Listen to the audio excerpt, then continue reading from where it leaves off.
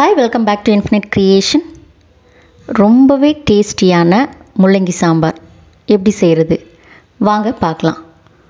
இந்த முள்ளங்கி சாம்பார் செய்கிறதுக்காக ஃப்ரெஷ்ஷான முள்ளங்கிகள் என்னோடய மாடி தோட்டத்துலேருந்து எடுத்திருக்கேன். நான் மீடியம் சைஸில் 2 முள்ளங்கிகள் எடுத்திருக்கேன். இதை நல்லா வாஷ் பண்ணிவிட்டு இதோட தோல் எல்லாம் சீவிட்டு வட்ட வட்டமாக இதை கட் பண்ணி எடுத்துக்கலாம்.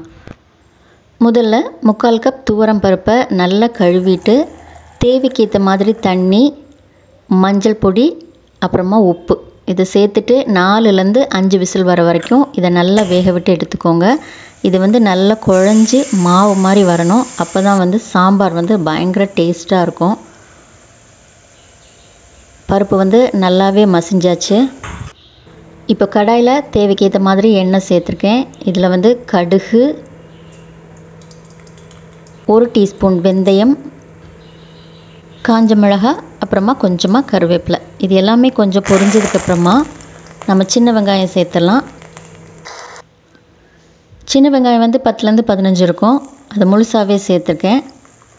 அடுத்ததாக பார்த்திங்கன்னா 10 பூண்டு பல். நம்ம பருப்பெல்லாம் சேர்க்குறதால பூண்டு கண்டிப்பாக சேர்க்கணும். 3 பச்சை மிளகாய். இது வாசனைக்காக தான் சேர்க்குறேன். இதை கட் பண்ணி சேர்க்கலை, முழுசாகவே தான் சேர்த்துருக்கேன்.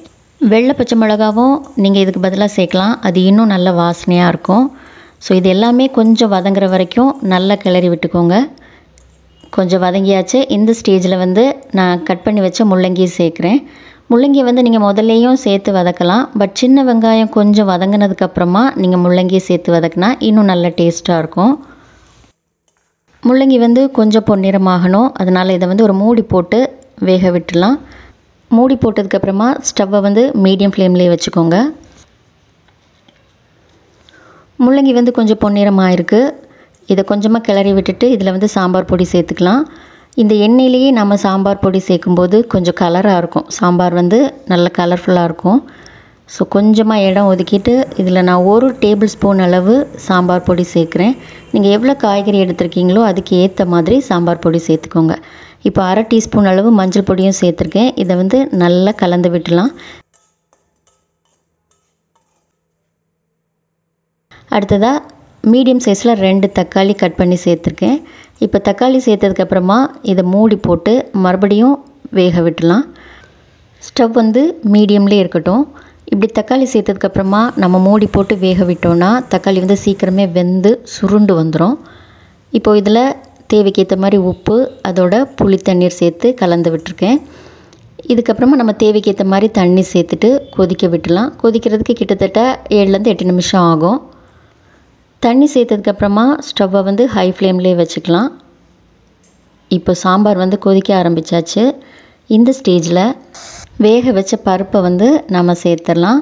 பருப்பை சேர்த்ததுக்கப்புறமா நல்லா கலந்து விட்டுக்கோங்க. இந்த பருப்பு நல்லா வெந்து மசிஞ்சு மாவு மாதிரி வரணும். அப்போ தான் சாம்பாருக்கு ஒரு திக்னஸ் ப்ளஸ் நல்ல ஒரு டேஸ்ட் கிடைக்கும். சாம்பார் நேரம் ஆக ஆக கொஞ்சம் கெட்டியாகும். அதனால் முதல்ல அதுக்கு ஏற்ற மாதிரி தண்ணியை சேர்த்துக்கோங்க.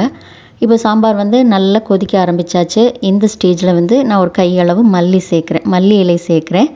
அதோட 1/2 டீஸ்பூன் அளவு பெருங்காய பொடி சேர்க்குறேன். நீங்கள் கெட்டி பெருங்காயம் சேர்க்குறதா இருந்தால் பருப்பு வேக வைக்கும்போதே பெருங்காயம் சேர்த்துக்கோங்க. நான் பொடி சேர்க்குறதால கடைசியாக சேர்த்துருக்கேன்.